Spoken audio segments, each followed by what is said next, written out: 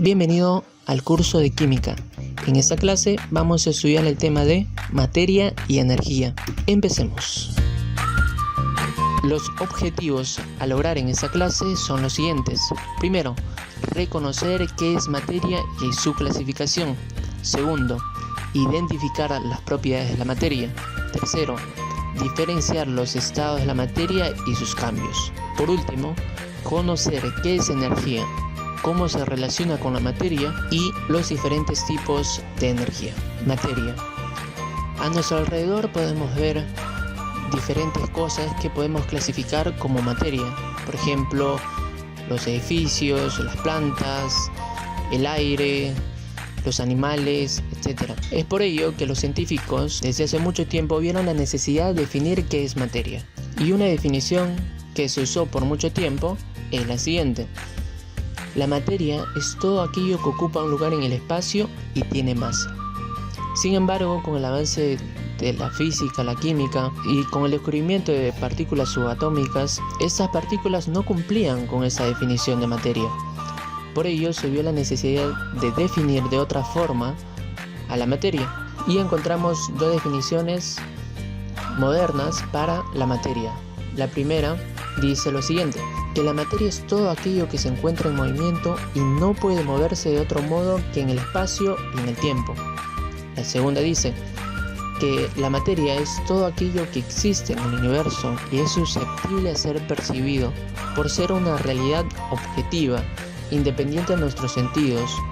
Se encuentra en constante movimiento y transformación mediante fenómenos físicos y químicos principalmente. La materia se puede dividir de la siguiente manera. A partir de un cuerpo se puede obtener partículas por un proceso mecánico, como por ejemplo la trituración. Luego de las partículas se puede obtener moléculas por un proceso físico. Luego de las moléculas se puede obtener átomos por un proceso químico. De los átomos se puede obtener subpartículas, por ejemplo electrón, protón, neutrón, etc., por un proceso nuclear. Y luego, mediante un proceso cósmico, se puede obtener quarks a partir de esas subpartículas. La materia se puede clasificar en dos: sustancias y mezclas. Las sustancias se caracterizan por tener un solo componente. A su vez, estas se clasifican en dos: elementos y compuestos. Los elementos están formados por un solo tipo de átomo. Por ejemplo, todo este tubo está formado por átomos de cobre. En cambio, los compuestos están formados por dos o más tipos de átomos. Por ejemplo, el azúcar, que está formado por átomos de carbono, átomos de oxígeno, átomos de hidrógeno. También encontramos las mezclas. Las mezclas se caracterizan por tener dos o más componentes. Encontramos las mezclas homogéneas y las mezclas heterogéneas. En las mezclas homogéneas no podemos distinguir los componentes, como en el caso de una gaseosa. Los componentes no se pueden distinguir a la vista. Se dice también que tienen la misma composición en todos sus puntos. En la mezcla heterogénea podemos distinguir los componentes. Por ejemplo, aceite y agua. Podemos distinguir fácilmente a la vista ambos componentes. A continuación, se va a dar alcances acerca de cada uno de los tipos de materia. Por ejemplo, la sustancia simple o elemento son cada uno de los que se encuentran en la tabla periódica. En su forma natural lo podemos encontrar de diversas maneras. Por ejemplo, el nitrógeno se le llama molécula o sustancia diatómica. ¿Por qué? Porque está formada por dos átomos de nitrógeno. Su forma natural se encuentra de esta manera. Al ozono, que está formado por tres átomos de oxígeno, se le llama sustancia triatómica o molécula triatómica.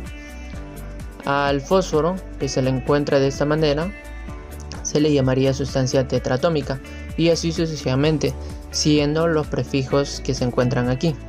Las sustancias compuestas o compuestos reciben su nombre debido a los átomos que la conforman. Por ejemplo, esta de aquí se llamaría sustancia binaria porque está formada por dos tipos de átomos, oxígeno y nitrógeno. El ácido sulfúrico sería una sustancia ternaria porque está formada por tres tipos de átomos, hidrógeno, azufre y oxígeno.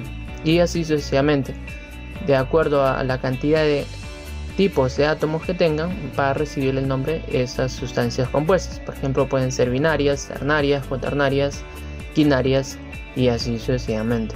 Las mezclas homogéneas. Por ejemplo, podemos encontrar aquí la sal disuelta en agua, también llamada salmuera, los perfumes, solución de azúcar en agua, acero, agua carbonatada.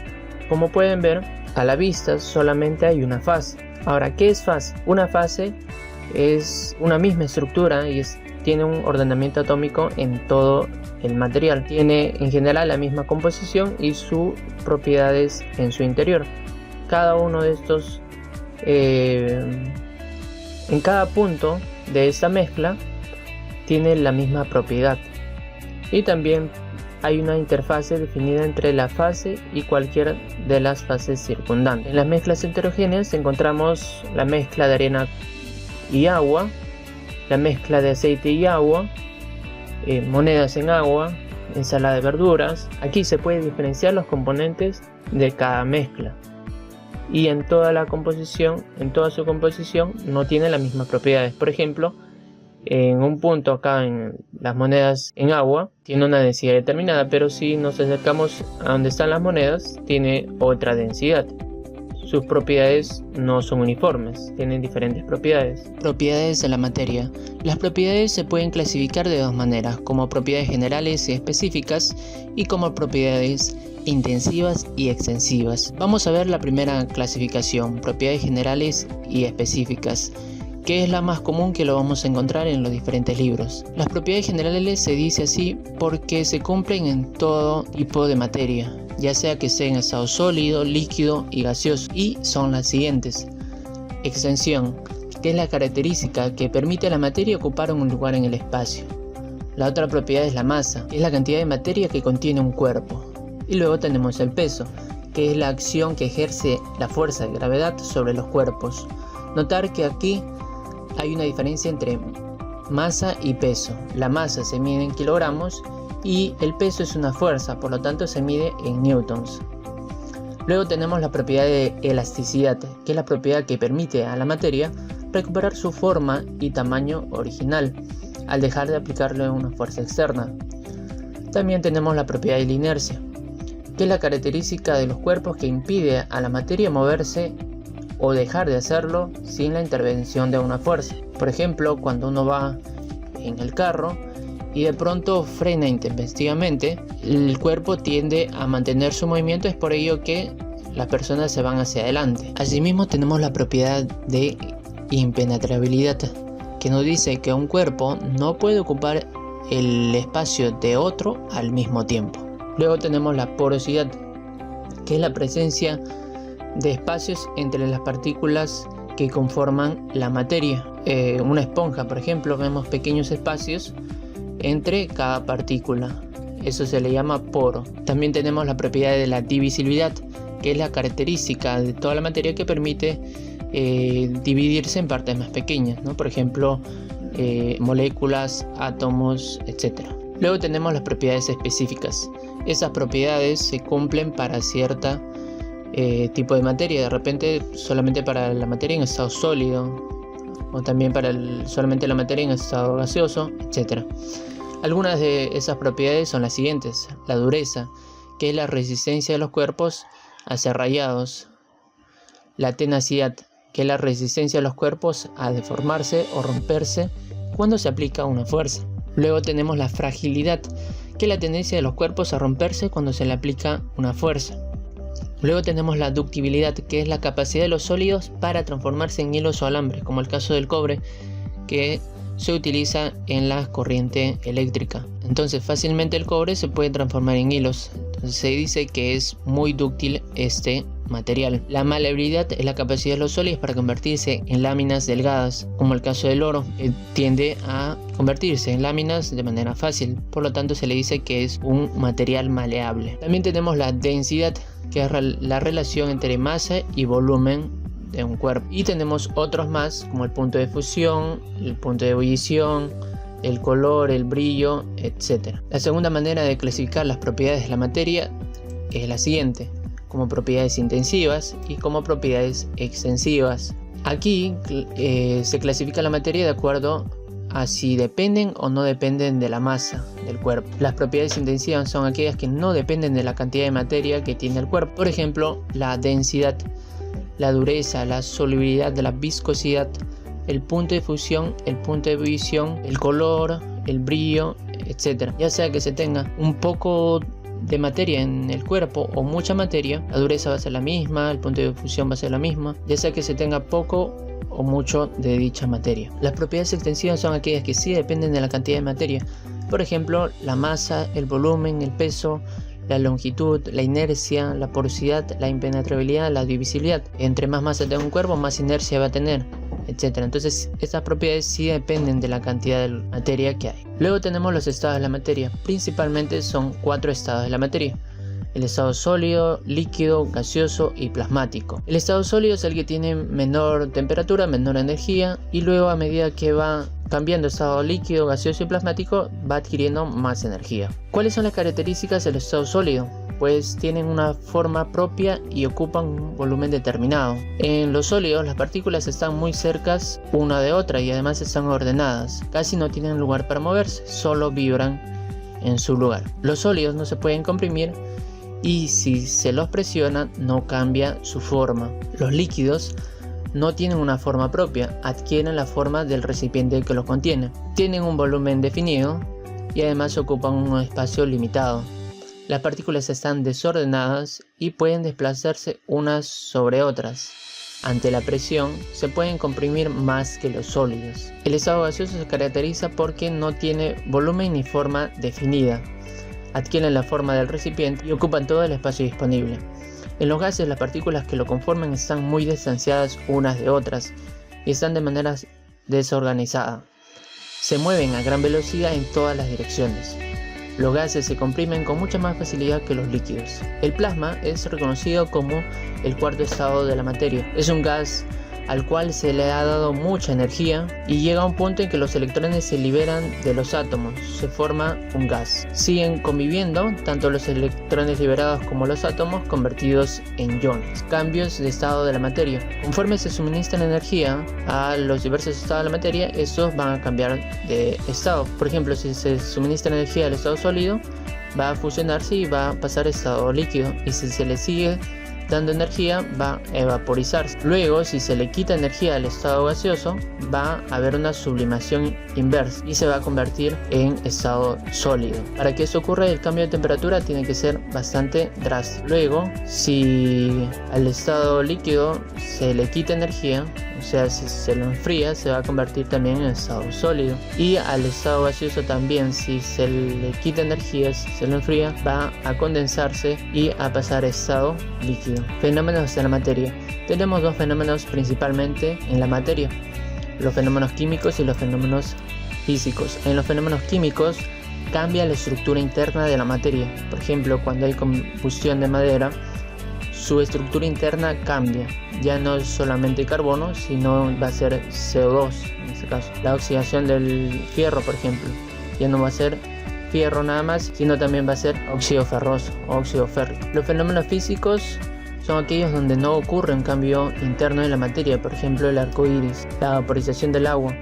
El agua sigue siendo agua, sigue siendo dos moléculas de hidrógeno y una de oxígeno, solamente que cambió, ya no está en estado líquido sino en estado gaseoso. La fundición de hielo lo mismo, y el cortar papel también lo mismo. No hay un cambio en la estructura interna de la materia. Energía.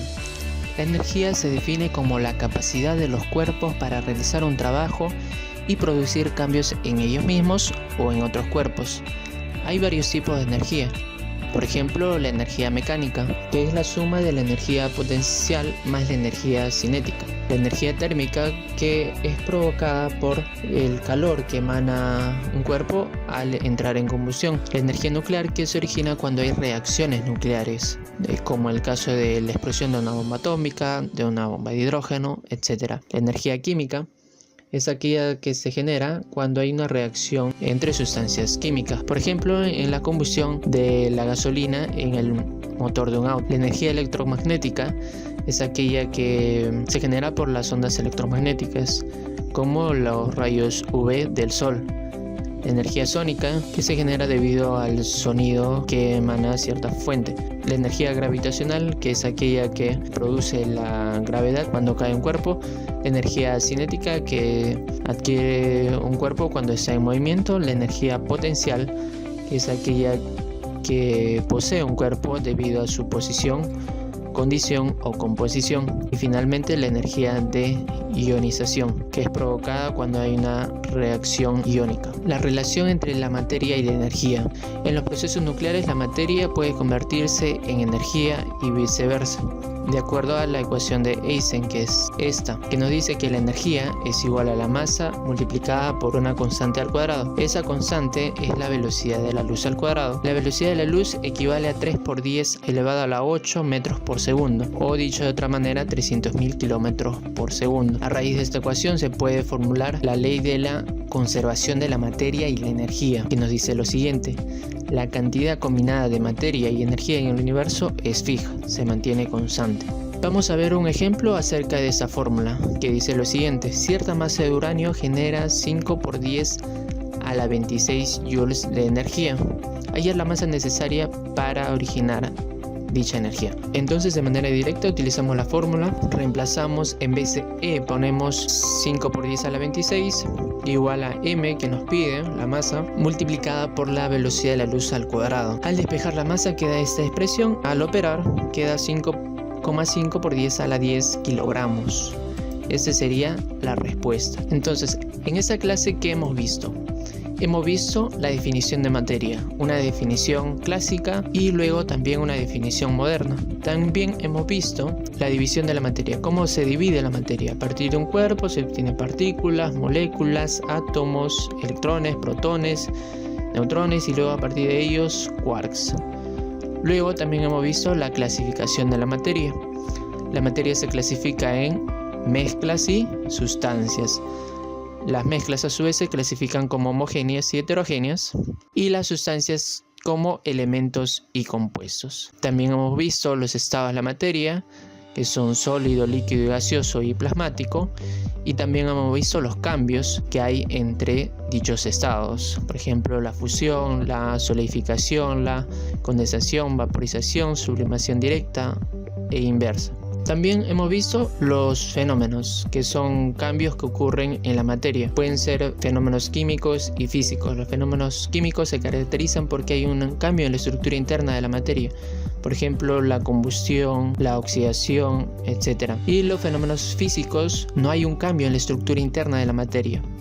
Por ejemplo, la evaporización del agua. También hemos visto la energía y sus tipos. Y finalmente hemos terminado con la relación entre materia y energía, que viene dada con la famosa ecuación de Einstein. Terminamos con el reto. Menciona cuál es la única científica mujer que ganó 2 premios Nobel. Tu respuesta déjalo en los comentarios. Muchas gracias por su atención. No se olviden de dar like, suscribirse y comentar abajo para ver en qué forma podemos ayudarlos de una mejor manera. Gracias y nos vemos en el